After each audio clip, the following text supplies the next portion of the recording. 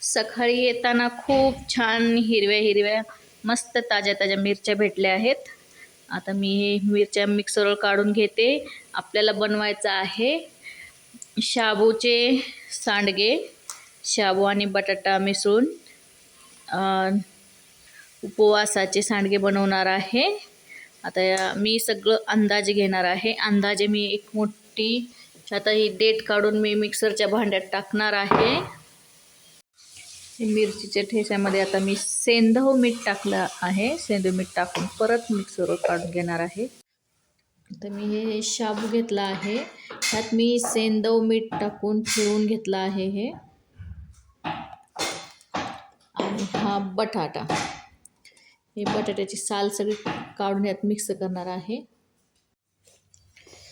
आता थंड झालेत हे, कारण गॅस बंद केल्यानंतर थंड झाल्यावरच हे करायचं. ह्यात जर तुम्ही थंड पाणी घालाल ना तर ते गंड होईल, म्हणजे ते फुटणार नाहीत व्यवस्थित. त्याला खिसावं लागेल तुम्हाला, कारण ते परत घट्ट झाल्यासारखं होईल, असं मऊ राहणार नाहीत.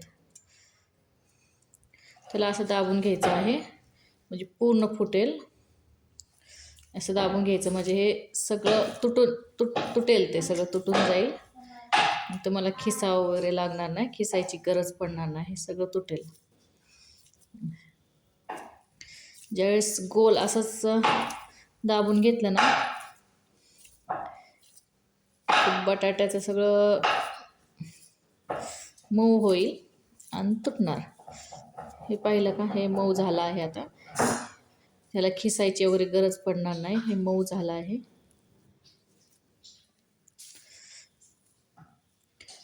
वाटलं तर हे दाबून घ्यायचं आहे, कुठे वाटलं राहिलंय तर नाही आहे. आता हे मऊ झालं आहे. हे परत हे शाबूमध्ये टाकून घ्यायचं. असं प्रत्येक बटाटा असं करून घ्यायचा आहे आपल्याला, म्हणजे खिसायची गरज पडणार नाही. आणि पाणी उकळल्यानंतर बटाटा थंड करून सोलायचा प्रयत्न करायचा नाही आहे. त्याला ॲटोमॅटिक अर्धा तास ठेवून मनाने ते थंड होऊ द्यायचं आहे. थंड झाल्यानंतर थोडं कोमट आहे माझं अजून, हे खिसायची गरज नाही, कारण हे असं दाबून घ्यायचं. दाबून घेतल्यानं सगळं तुटलं जातं आणि मऊ होतं. हे पाहिलं का कसं मऊ व्हायला लागलं. फक्त मी गोल जसं आपण लड्डू बनवतो तसं फक्त गोल दाबून घेते, तर सगळा बटाटा तुटला जातो. त्याचे आकार पूर्ण चेंज झाले. पाहिलं का, हे पूर्ण मऊ झालं आहे. वाटलं राहिलं तरी असं दाबून घ्यायचं आहे. बघायचं, दाबून चेक करायचं आहे. सगळं मऊ झालं आहे. आता हे मी तसं वाटलं तर आणखीन गोल करून घ्यायचं आणि हे शाबूमध्ये टाकून घ्यायचं. असं प्रत्येक बटाटा मी असं करून घेणार आहे. याच्यामध्ये मी आंबे उकडू घातले होते, हे बाजूला ठेवते मी.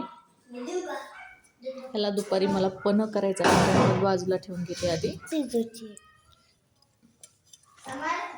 प्रत्येक बटाटा मी असं साल काढून त्याच पद्धतीमध्ये मी गोल करून घेत आहे.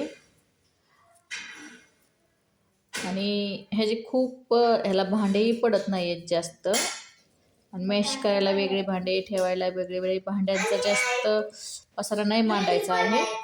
त्याला खिसायला वेगळी खिसणी असं काही गरज लागत नाही. त्यामुळे हे थोडीशी नवीन पद्धत म्हणून सांगत आहे, कारण हे तुम्हाला यूट्यूबला बी भरपूर जण बनवत आहेत शाबूचे सांडगे, पण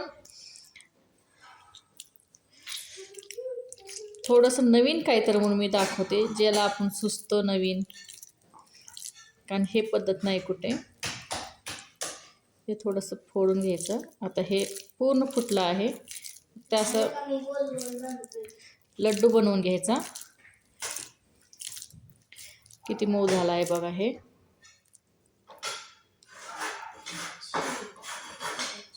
फक्त असं करून घ्यायचं आणि हे असं चपट करून शाबूमध्ये टाकून घ्यायचं.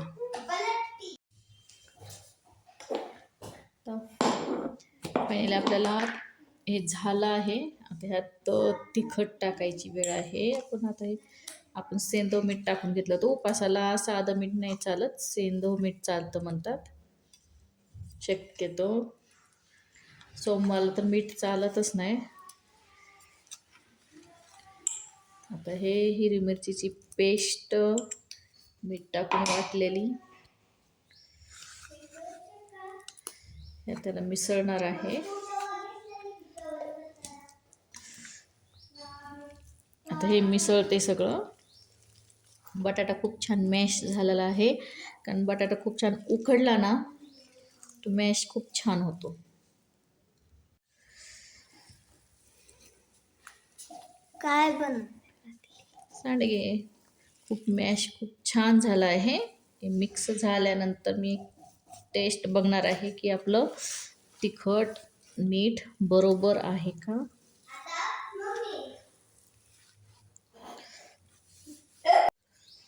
आता थोडी टेस्ट पाहते. ठीक आहे. आता एवढे सांडगे टाकून घेते मी. हे आता ह्या मोठ्या ताटामध्ये मी सांडगे घालणार आहे. हे मला धोंडेदानमध्ये दिलं होतं, पण ह्या मोठ्या ताटाचं काय करायचं असं मला विचार पडायचं. पण आता ही मोठं ताट इतकं उपयोगी पडतं ना. बीटरूटची पावडर केली, असं आवळा पावडर, काय वाळू घालायचं तर ह्याच्यामध्येच वाळू घालते, डाळी वगैरे. आता मी ह्याच्यामध्ये सांडगे घालणार आहे. हे आता एवढे सांडगे घ्यायचे, असे टाकायचे आहेत. खूप सांडगे छान होतात ह्याचे, उपवासाला खूप छान आहेत.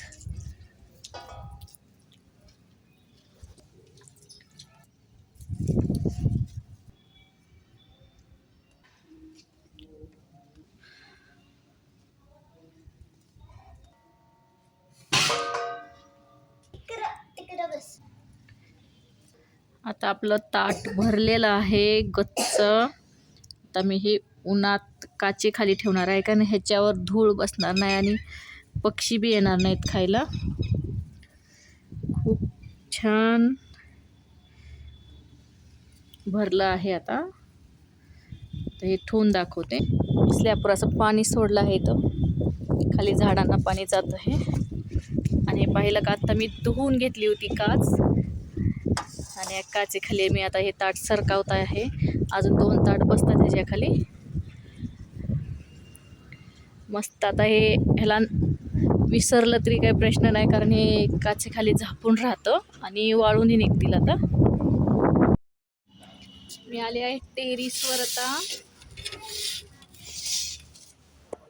पाहिलं का खूप छान वाळलेत.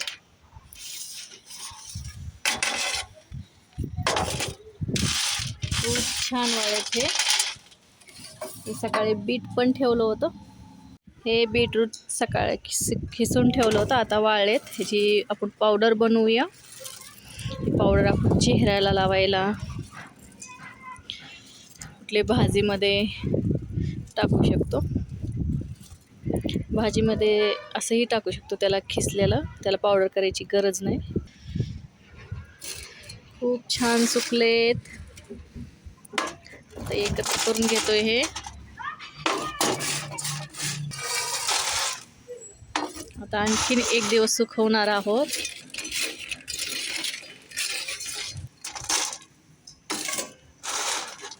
मस्त हे सांडगे आता 1 दिवस वाळतील काचेखालीच. आणि हे बीटचंही ताट आहे, बीट पावडर बनवण्यासाठी ठेवलेलं.